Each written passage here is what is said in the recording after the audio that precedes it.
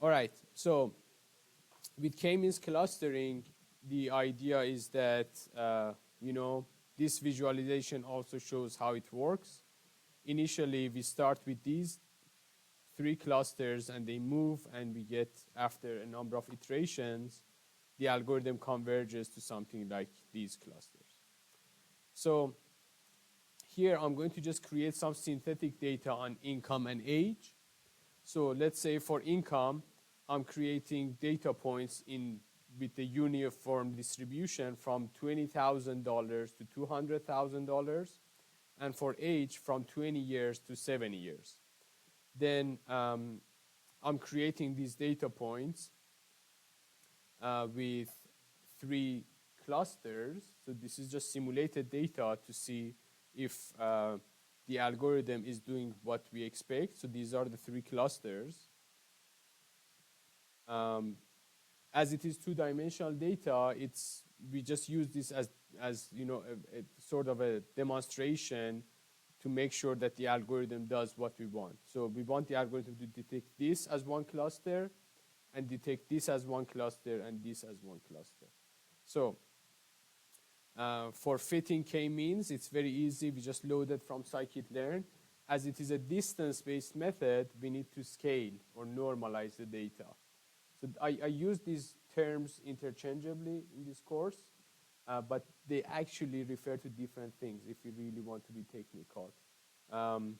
So here we have k-means. I'm fitting it to the data and then visualizing the data based on the clusters they belong to.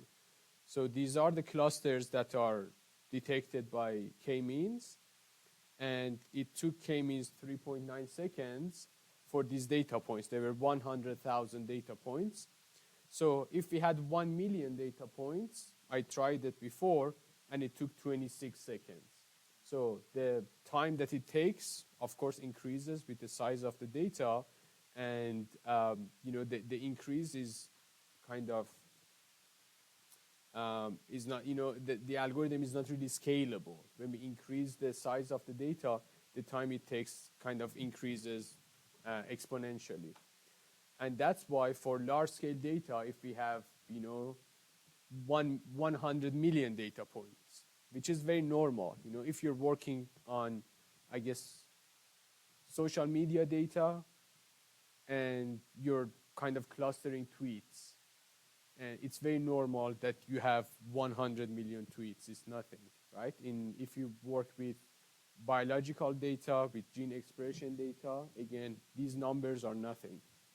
That's why in these situations, we may want to use scalable computing so that we use all the resources in this computer efficiently for processing the data.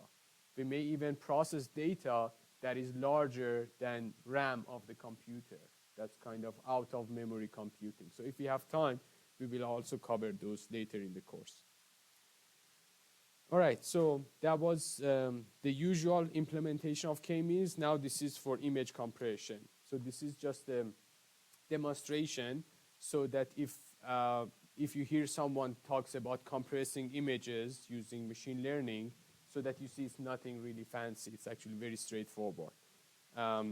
So here is an image of a lion. As you can see, it's 400 pixels by 600 pixels, right? So we treat each pixel as a data point, and then each pixel has RGB values based on its color, representing how red it is, how green it is, and how blue it is. So then we treat those three values of RGB as features. So this means that we have 400 times 600 something data points. So N is 250,000, something like that. And number of features is 3. So our data set is tall and skinny.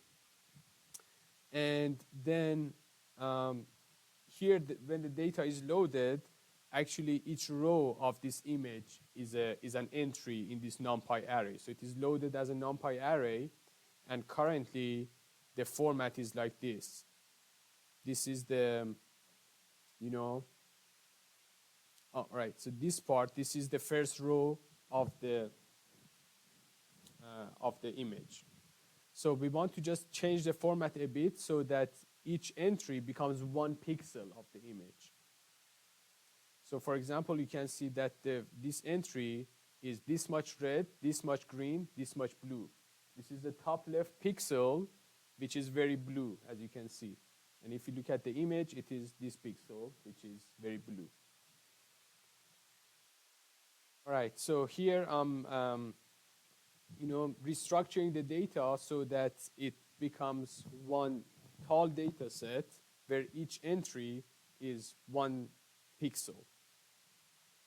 So I'm reshaping it so that we have row times columns rows in the data. So this is 250,000 pixels. So these many samples and then 3 features.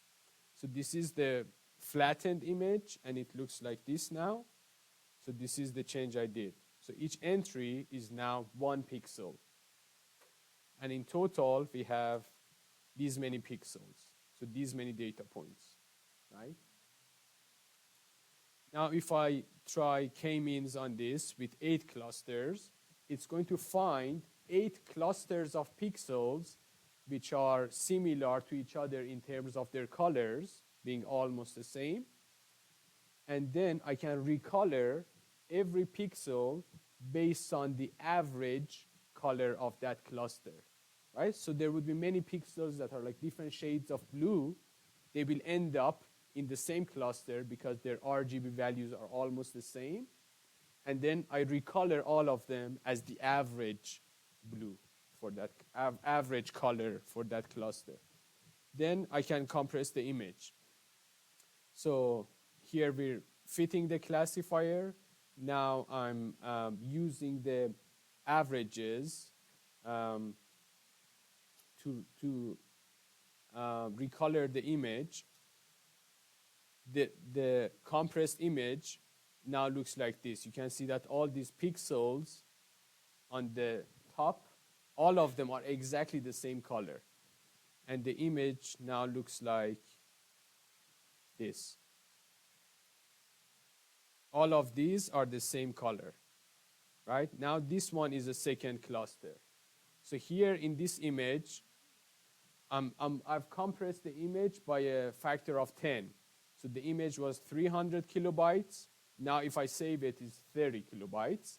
And here I've only used 8 colors. Sorry?